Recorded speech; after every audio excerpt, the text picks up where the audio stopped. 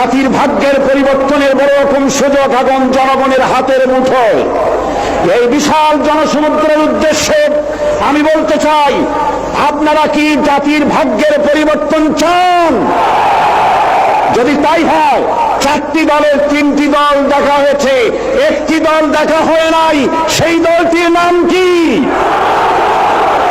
এবারের এই মহান সুযোগে সেই জামাত ইসলামীকে এই সংসদের ভেতরে কথা বলার সুযোগ করে দিতে হবে।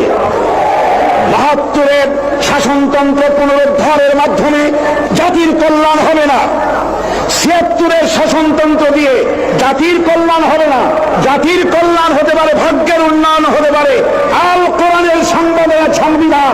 কেবলমাত্র কোরআন, শুধুমাত্র কোরআন, একমাত্র আল্লাহর আইন, সব লোকের শাসন ছাড়া জাতির কল্যাণ হতে পারে। হুজুরের কথাগুলো ভালো লাগলে অবশ্যই চ্যানেলটি সাবস্ক্রাইব করবেন, শেয়ার করে ছড়িয়ে দিন, ইসলামের দাওয়াত ছড়িয়ে দিন।